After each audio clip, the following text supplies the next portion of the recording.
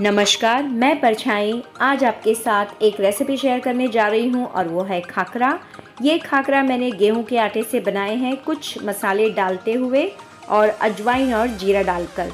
इससे इस खाकरे का स्वाद बहुत ही बढ़ जाता है और आप इसे किसी भी समय खा सकते हो, चाय के साथ या ऐसे ही।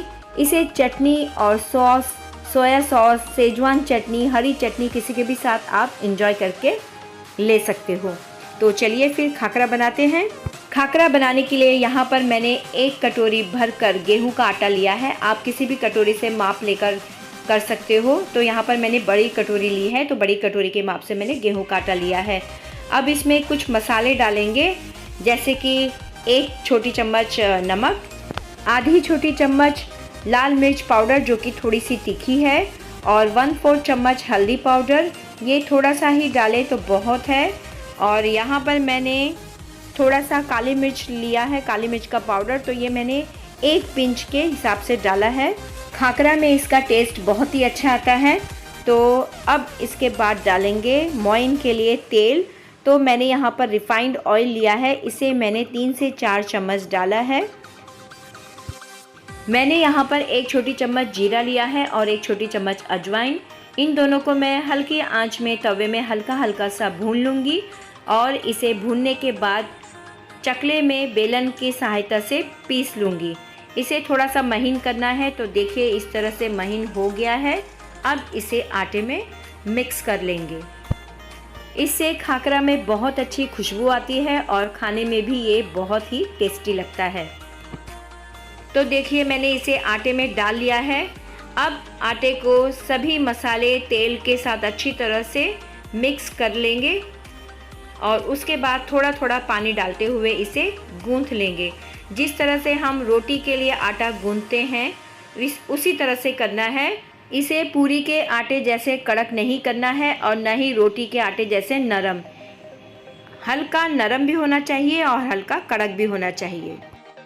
सभी चीज़ें मिलाने के बाद एक बार हम मुट्ठी बंद करके इस आटे को ले लेंगे और देखेंगे कि अच्छी तरह से मुट्ठी में आ रहा है कि नहीं, बंध रहा है कि नहीं।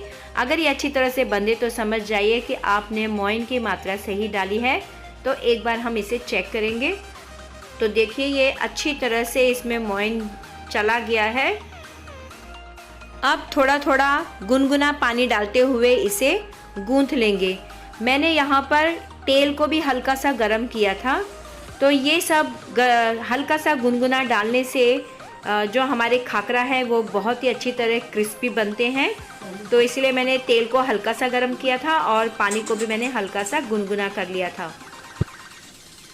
तो इसी तरह से थोड़ा थोड़ा पानी डालते हुए इसे गूंथ लेंगे।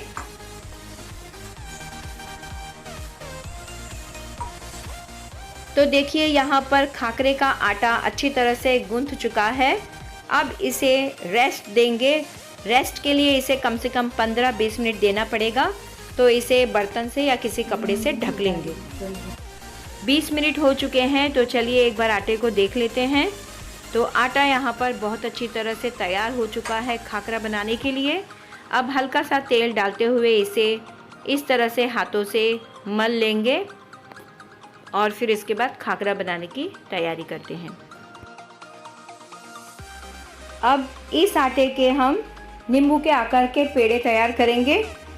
तो सबसे पहले पेड़े तैयार कर लेंगे। अच्छी तरह से 2 हथेलियों के बीच में इसे गोल गोल घुमाते हुए मुलायम सा पेड़ा बना लेंगे। तो इस तरह से सभी आटे के पेड़े तैयार हो चुके हैं। अब इन्हें बेलेंगे सूखा आटा लगाते हुए। तो देखिए सूखा आटा लगाते हुए जिस तरह से हम रोटी के आटे को बेलते हैं उसी तरह से खाकरे के आटे को भी उसी तरह से बेलना है और गोल और पतला करना है, रोटी से भी पतला। तो देखिए यहाँ पर मैंने इतना पतला किया है, मैं आपको बताती हूँ। इतना पतला हमें खाकरा के लिए चाहिए। तो चलिए दूसरी रोटी को भी बना लेते हैं, क्योंकि एक रोटी के बन जाने पर हम उसे तवे में डालेंगे, तवा गर्म होने पर। और उसके बाद फिर दूसरी रोटी हमें तैयार रखनी है खाकरा के लिए। तो मैं एक बेलकर और रख लेती हूँ। तो दूसरी रोटी को भी मैंने पतला सा बेलकर तैयार कर लिया है। खाकरा की रोटी को इतना पतला बेलना है कि देखिए मेरी उंगलियां आपको दिख रही होंगी। अब इसे मैं तवे पर डालूंगी और दोनों साइड से हल्का हल्का सेक कर इसे निकाल लूँगी। तो देखिए ये अब हल्के हल्के से बबल्स आपको दिख रहे होंगे। इसी तरह से दोनों साइड हल्का हल्का इस रोटी को सेक लेना है। एक साइड से ये पक चुकी है रोटी, तो इसे अब पलट लेंगे और इसी तरह से हल्का सा दूसरी साइड भी सेक लेंगे। दोनों साइड से खाकरा की रोटी हल्की हल्की सीख चुकी है। अब इसे निकालते हुए हम दूसरी रोटी को बेलेंगे और उसे भी तवे पर डाल लेंगे और हल्का हल्का सा सेक लेंगे। इसी तरह से सभी रोटियों को कर लेना है। एक साथ उन्हें सेक कर हम एक थाली में रख लेंगे और बाद में उसे अच्छी तरह से कपड़े से सेक लेंगे। तो यहाँ पर दूसरी रोटी भी अच्छी तरह से सीख चुकी है। इसी तरह से सभी को तैयार कर लेंगे और बचे हुए आटे को जो पेड़े आपने बनाकर रखे हैं उन पेड़ों में मिला लो। जिस किसी को रोटी बनाने का नॉलेज कम होता है तो आप इस तरह से बड़ी रोटी बनाते हुए किसी ढक्कन या थाली से एक माप का खाकरा बना सकते हो। तो देखिए खाकरा की मैंने 2 रोटियां बनाई हैं, ना छोटी ना बड़ी, सेम लेवल पर बनाई है। देखिए सेम साइज़ है। तो इसी तरह से बनाना है जो कि खाकरा एक ही साइज़ का हो। तो देखिए मैंने खाकरा की सभी रोटियों को दोनों साइड से हल्का हल्का सेक कर तैयार कर लिया है। रोटियों को एकदम से गर्मा गर्म नहीं सेकना है, उन्हें ठंडा करने के बाद ही पूरी तरह से सेकना है, तब जाके खाकरा अच्छे बनते हैं।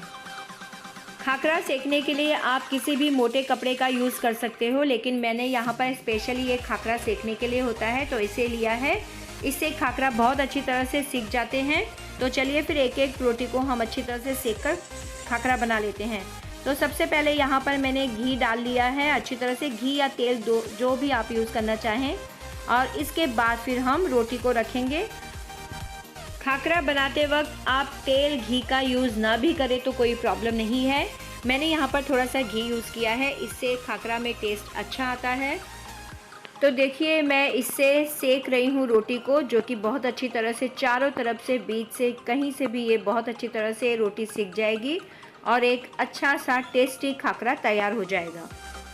गुजरातियों के घर में खाकरा बहुत प्यार से बनाया जाता है और उतने ही प्यार से उसे खाया भी जाता है। तो देखिए दोनों तरफ से मैंने रोटियों में हल्का हल्का घी डाल लिया है और धीरे धीरे करके इससे सेक रही हूँ। तो रोटी को हम कम से कम 5 से 6 बार इसी तरह से पलटते हुए सेकते रहेंगे। तो इसे पलट पलट कर सेकने से ये चारों तरफ से अच्छी तरह से सिक जाता है। तो देखिए एक खाकरा अब हमारा तैयार होने वाला है पूरी तरह से। अब मैं एक साइड से और सेकूँगी और इसके बाद देखिए ये खाकरा हो गया है तैयार। अब मैंने इस खाकरे को एक प्लेट में रख लिया है। इसी तरह से सभी खाकरे को हमें सेकना है। तो देखिए आवाज़ सुनिए। इसी तरह से दूसरी रोटी को भी सेक लेंगे। तवे में मैंने थोड़ा सा घी डाल लिया है। दोनों तरफ से रोटियों में घी लगाते हुए इसे अच्छी तरह से सेक लेंगे। तो देखिए इसे पलटते पलटते सेकना है और अच्छा सा करारा बनाना है। तो ऐसे में ही खाकरे अच्छे बनते हैं। इसी तरह से सभी को तैयार करके खाकरा अच्छी तरह से बना लेना है। तो चलिए फिर सभी को बना लेते हैं अच्छी तरह से। रोटियों को इस तरह से सेक कर खाकरा बनाने में 2 से 3 मिनट का वक्त लगता ही है। तो हमें इतना वक्त देना है, तब जाके खाकरा अच्छा बनता है। तो देखिए सभी रोटियां खाकरे के रूप में तैयार हो चुकी हैं सीख कर अच्छी तरह से। तो अब सभी की पसंद से मैं हर एक खाकरे में अलग अलग चीज़ें लगाऊंगी। एक में मैं घी लगा रही हूँ। घी के साथ खाकरा खाने में बहुत ही मज़ा आता है, बहुत टेस्टी लगता है। तो देखिए एक में घी लगा चुकी हूँ। अब दूसरे खाकरे में मैं अचार लगा रही हूँ। तो सबकी पसंद से मुझे करना पड़ता है, तो आप भी इसी तरह से करते होंगे। तो चलिए अब इसमें अचार अच्छी तरह से फैला चुकी हूँ मैं। अब तीसरे खाकरे में मैं लगाऊंगी सेजवान सॉस, क्योंकि आजकल के बच्चों को ये सारी चीज़ें बहुत ही पसंद होती है। तो इसे एक खाकरे में लगा लेती हूँ मैं, जो कि बच्चे प्यार से खाएं। और सभी खाकरे इस तरह से तैयार हो चुके हैं। तो देखिए मैंने इन्हें अच्छी तरह से सजा लिया है। आप भी इसी तरह से सजाइए। मैं आपको एक खाकरा तोड़कर बताती हूँ कितने अच्छी तरह से करारे बने हैं।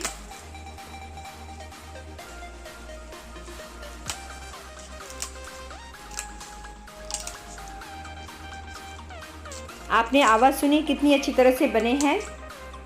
इतनी अच्छी तरह से ही बनने चाहिए, उसी को ही खाकरा बोलते हैं।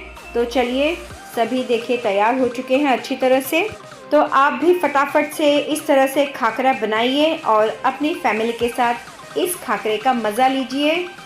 चटनी, सॉस, सेजवान सॉस या अचार के साथ, और बड़े हैं तो गर्मा गर्म चाय के साथ तो बनता ही है खाकरा खाना। अगर आपको मेरी रेसिपी अच्छी लगी हो तो ढेर सारा दिल से लाइक कीजिए, शेयर कीजिए अपनों के साथ, अपने फ्रेंड्स के साथ, सब्सक्राइब कीजिए और बेल आइकन ज़रूर दबाइए जिससे कि मेरी अगली वीडियो आपके पास पहुंच जाए। अब मिलते हैं नेक्स्ट वीडियो में।